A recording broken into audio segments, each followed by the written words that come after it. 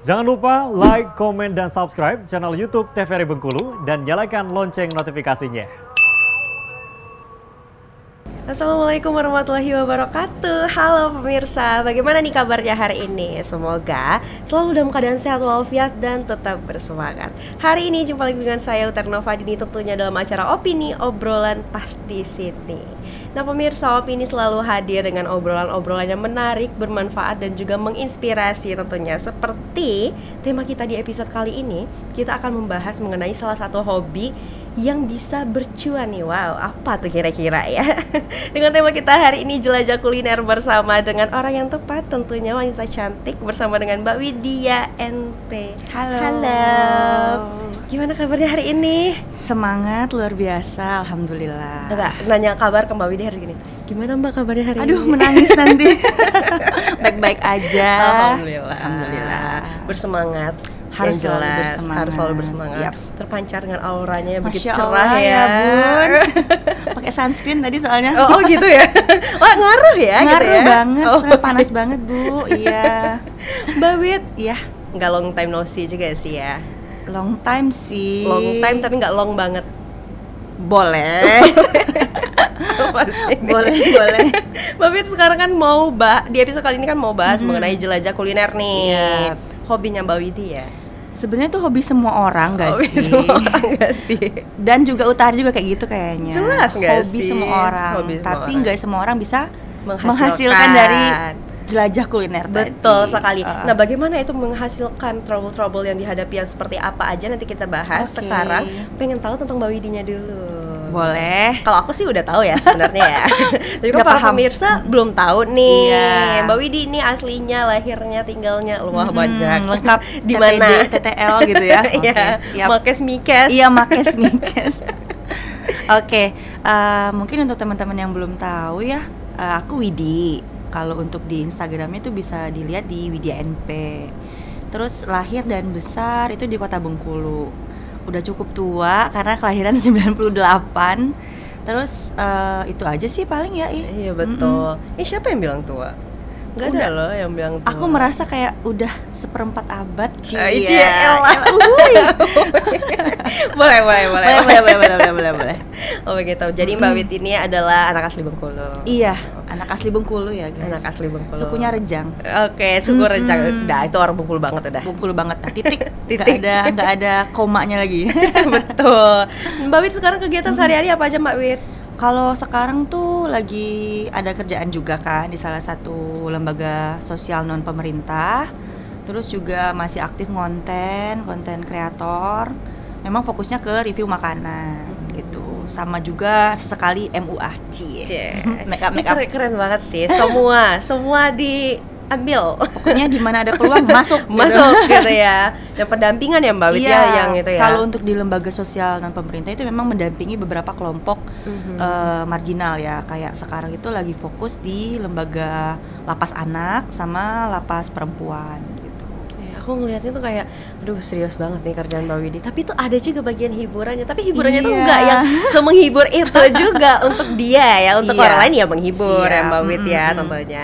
Sekarang lagi belajar MUA juga. Iya, lagi belajar MUA juga. Kalau konten sendiri dari kapan sih Mbak Wid? Kalau ngonten itu masuk di 2020 ya. Karena 2020 itu kan kita sibuk sama COVID kan. Betul. Jadi di dalam rumah aja gitu, nggak bisa kemana-mana. Terus sering jajan gitu, jajan dibawa ke rumah, coba deh ngonten. Jadi awalnya tuh kayak ya udah coba-coba untuk story-story aja gitu ya. Story estetik gitu kan. Oke. Terus ternyata banyak yang nge-reach gitu. Dan mulai dia diseriusin, dicoba. Terus naik itu ketika ada event salah satu minuman. Jadi kita buat tuh di luar ruangan, tapi ternyata emang ketika visit store itu lebih naik views-nya. Jadi dilanjutin deh gitu. Oh gitu, lebih berpengaruh berarti ya. Lebih berpengaruh. Makanya kalau untuk endorsement itu lebih baiknya visit store memang. Mendatangkan orangnya untuk nge-review produk Langsung di lokasi toko ya, gitu di lokasi ya. gitu. Nah tapi kan kalau awal-awal itu, kalau sekarang ya alhamdulillah sudah ada Alhamdulillah. fee-nya. Alhamdulillah sudah ada cuannya, Bu. Iya. Nah kalau awal-awal gitu kan gimana sih Mbak untuk menimbulkan semangat untuk konten itu awal kan belum ada fee-nya ya, belum ada bayarannya untuk itu gitu. Itu gimana awalnya? Soalnya itu kan sebenarnya kalau untuk di dunia konten kreator itu yang pertama tuh harus konsisten. Ya pasti. Kita harus punya jadwal walaupun ibaratnya tuh males kan untuk membangun konsistensi itu sendiri. Jadi misalnya seminggu minimal 3 kali dulu.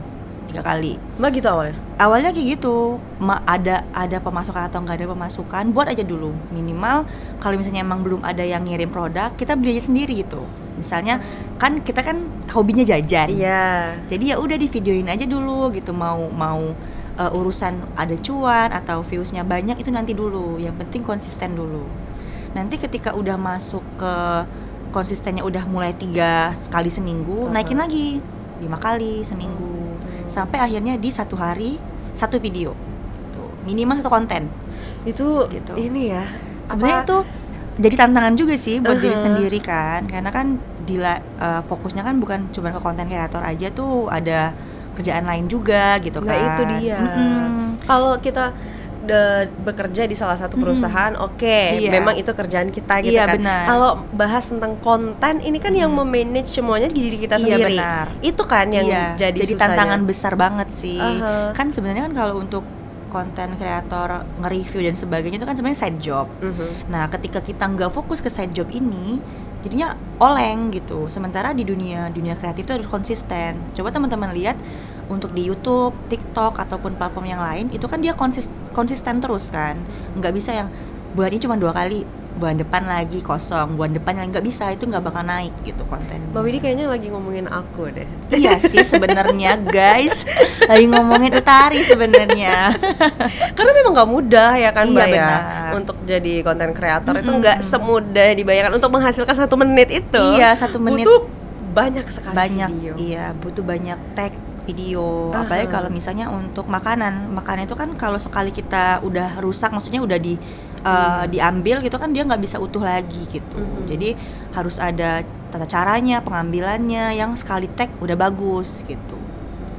Apa nih awalnya yang membuat Mbak tertarik untuk boleh deh dicoba jadi content creator gitu nggak sih awalnya? Iya sebenarnya gitu. Sebenarnya awalnya itu aku tuh udah ngikutin YouTuber namanya Riha SW. Dia tuh kulineran kan. Tapi dia tipikalnya tuh vlog di YouTube. Nah pas COVID itu kan tontonan emang cuma di handphone aja kan, di YouTube aja gitu kan. TikTok juga udah mulai masuk, mulai naik. Terus lihat Nancy Judge yang memang dia bukan kuliner. Terus kok ini bisa naik terus ya, kayak coba deh gitu. Jadi tadi yang udah aku bilang dari awal, coba dulu jajan, terus divideoin aja ngasal gitu. Ternyata banyak yang nge-reach out, ini di mana sih belinya, ini di mana. Terus kayak satu waktu itu memang ada satu tempat makanan yang nge-DM gitu. Mbak, jadi awal dari keisengan ini tiba-tiba ada yang DM. Iya, tapi pas di 2020 itu memang kayak 3-6 bulan ya kalau nggak salah, itu masih ngasal sendiri aja gitu, videoin sendiri atau foto latar belakangnya apa gitu kan, yang rapi dan menarik orang biar untuk bertanya. Story aja gitu ya. Kadang kan emang aku dari dulu sukanya tuh kalau bikin story di first IG itu yang benar-benar tuh detail gitu, nggak suka salah-salahan gitu. Di first ya. Aduh tadi jangan buka rahasia dong di sini. Mbak Widi sendiri loh yang bilang. Oh iya, maksudnya di akun aku ya guys. Di akun Instagram aku tuh yang detail gitu, kayak tone up warnanya, cara pengambilannya. Terus lambat laun banyak yang nanya gitu. Jadi ya udah ini kayaknya peluang deh gitu. Oh gitu. Gitu. Menarik ya. Jadi maksudnya hobinya tersalurkan, hobi berbelanja. Memang itu, hobi berbelanja dan makan. Makan bukan hobi tapi ya kebutuhan. Tapi iya sih kebutuhan. Lebih ke hobi makan gitu. Hobi makan gitu kan. Dan sekarang alhamdulillah juga menghasilkan. Nah, ini bagus juga untuk ditiru oleh para pemirsa opini. Memang awalnya itu harus sungguh-sungguh dulu, coba dulu, betul, konsisten dulu. Baru nantinya bisa menghasilkan begitu ya Mbak Widya. Dan itu disampingkan dulu ya. Itu tuh sampaikan dulu pemikiran itu. Views dan bayaran itu nomor 35 lah, 345 gitu, 45 lah misalnya gitu kan. Yang penting konsisten, ada niat, konsisten, terus harus percaya diri juga, itu sih yang paling Nah, penting. ini juga kalau bicara tentang percaya diri, Mm-mm. cewek apalagi itu Iya. biasanya ada siklus-siklusnya gitu Benar kan. banget. Itu mengenai percaya diri gimana Mbak untuk menjaga itu Ah. atau dulunya untuk menimbulkan itu? Sebenarnya kalau untuk percaya diri tuh aku tuh tipikal yang memang suka show up orangnya, Tari. Kayaknya iya, Tari juga betul. tahu ya Oh, iya, dari dulu ya. betul. Aku tuh suka yang tampil gitu Aha. kan. Nah, jadi sebenarnya tuh jadi tantangan besar juga yang biasanya memang kegiatan di luar tiba-tiba di dalam gitu Mhm, kan. betul. Nah, kepercayaan diri itu bisa dibangun ketika kita tahu tujuannya apa nih. Oke. Nah, kalau aku itu memang lihat, oh udah zaman digital nih, harus juga eksis di bagian digital gitu. Oke. Mbak Widi, nanti kita lanjut lagi. Oke. Sekarang kita jeda dulu ya. Oke. Untuk pemirsa jangan kemana-mana, tetaplah bersama kami di Opini Obrolan Pas di sini.